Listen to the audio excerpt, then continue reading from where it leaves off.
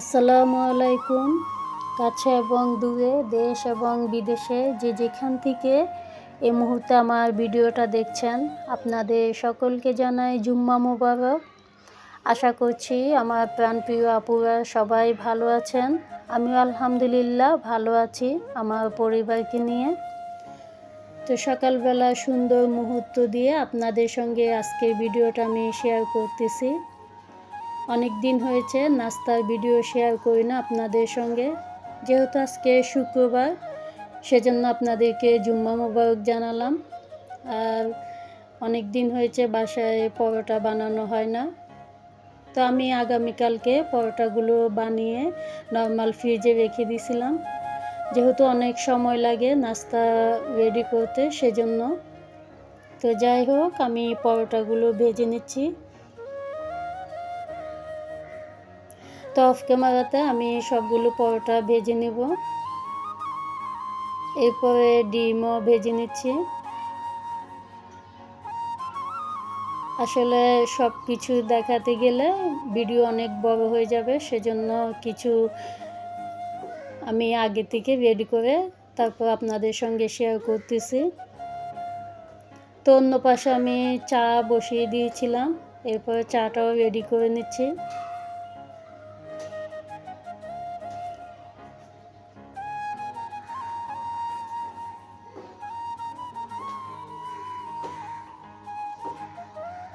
তো যাই হোক, আমার চাটা রেডি হয়ে গেছে। আর সব কিছু একসাথে রেডি করে নাস্তা করতে খুবই ভালো লাগে। তো এরপর আমি এখনকার মতো ক্যামেরাটা অফ করে দিচ্ছি। নাস্তাটা শেষ করে আবার আপনাদের মাঝে ফিরে আসব।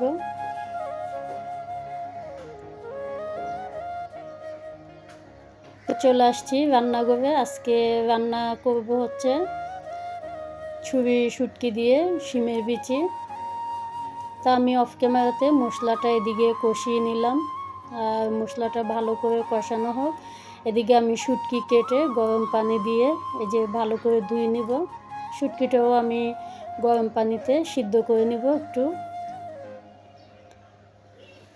আর এদিকে ছাদের থেকে আমি কিছু থানকুনি পাতা আনছি ভর্তা বানানোর জন্য। তো এগুলো আমি ভালো করে ধুয়ে একটা ঝাঁঝরিতে নিয়ে নিলাম। আর এখন সময় দুপুর 12টা। আমি এদিকে কিছু ফল ফ্রুটস কেটে নিয়েছি। আর আমি যে দোকান থেকে সবসময় ফল ফ্রুটস আনি, আলহামদুলিল্লাহ খুবই ভালো পড়ে, সব কিছু ফ্রেশ পাওয়া যায় ওই দোকানে।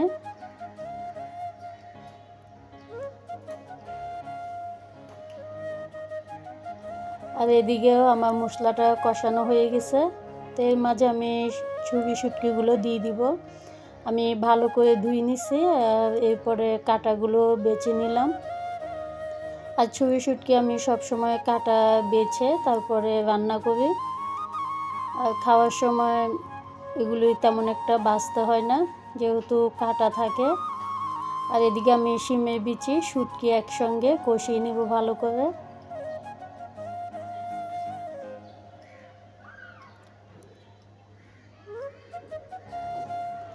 তো কষানো হয়ে গেলে আমি এখানে পরিমাণ মতো ঝোলের পানি দিয়ে দিব। আর তেমন একটা বেশি দিব না, যেহেতু শিমের বিচি একদম গলে গেলে ভালো লাগে না, ডালের মতো হয়ে যায় তাই। তো তরকারিটা বসিয়ে দিয়ে আমি এদিকে চলে আসছি ফ্রিজটা পরিষ্কার করে নিব। এটা দরজার উপর, যেহেতু রান্নাঘরের পাশে আমার ফ্রিজটা, সেজন্য তেল চিটচিটে অনেক সময় দেখা যায়। তো আমি একটা ন্যাকড়াতে সাবান লাগিয়ে উপর দিকটা ভালো করে ঘষে নিচ্ছি মেজে, তারপরে ন্যাকড়া দিয়ে মুছে নেব। আর এই কাজটা কয়েকদিন পর পরে করতে হয়। আর যেহেতু ফ্রিজটা লাল রঙের, তো বোঝাও যায়। তো আমি অফ ক্যামেরাতে ভালো করে পরিষ্কার করে নিব। এই যে আমি ভিজা ন্যাকড়া দিয়ে ফ্রিজটা মুছে নিছি। তো যাই হোক, আমি আরও একবার পরিষ্কার করে নিচ্ছি ভালো করে। আর এটা হচ্ছে আগামীকালকের ভিডিও। তো মাঝে মাঝে আমি পরিষ্কার করি আর সবজি বক্সটা সহ। তো এরপরে আমার রান্না বান্না শেষ, অফ ক্যামেরাতে আমি এদিকে রান্নাটাও শেষ করে নিলাম। আর আগামীকালকে দুপুরবেলা আমি কি রান্না করলাম সেগুলো আপনাদের সঙ্গে শেয়ার করতেছি। এখানে শিমের বিচি দিয়ে ছুরি শুটকি, এরপরে লাল শাক ভাজি। ভিডিওর এই মুহূর্তে এসে আপনাদের কাছ থেকে একটা লাইক চেয়ে নিচ্ছি। প্লিজ আমার ভিডিওতে একটা লাইক দিয়ে দিবেন আশা করছি। ভিডিওর কোনো অংশ যদি ভালো লেগে থাকে অবশ্যই সাবস্ক্রাইব করে আমার পাশে থাকতে পারেন। আমার কথার মাঝে যদি কোনো ভুল ত্রুটি হয়ে থাকে অবশ্যই সুন্দর ক্ষমা দৃষ্টিতে দেখবেন আশা করছি। তো যাই হোক, এগুলো দুপুরে খাওয়া দাওয়া। আর এদিকে থানকুনি পাতার ভর্তা বানাচ্ছি।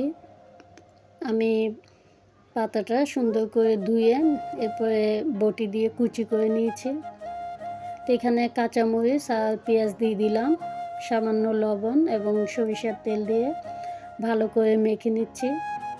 তো অনেকে কিন্তু পাটায় বেটে এরপরে ভর্তাটা বানায়, তো আমার কাছে কিন্তু হাতে কষলে ভর্তাটা বানালে ভালো লাগে। তো যাই হোক, এখানে ভর্তাটা মাখানো শেষ, এখন দুপুরে খাওয়া দাওয়া করব। আলহামদুলিল্লাহ দুপুরে এগুলি আয়োজন। তো আপনাদের সঙ্গে একটা জিনিস শেয়ার করতেছি। এখন যেহেতু ফাল্গুন মাস, বসন্ত চলে আসছে, তো প্রতিদিন আমাদের ঘরের পিছনে দুপুরবেলা হলে এই যে কোকিল পাখিটা এসে ডাকে, পেঁপে গাছে এখানে বসছে। তো আমি ক্যামেরা বন্দি করলাম আপনাদেরকে শোনানোর জন্য। যাই হোক, এখান থেকে বিদায় নিচ্ছি, দেখা হবে নতুন কোনো ভিডিওতে। আল্লাহ হাফেজ।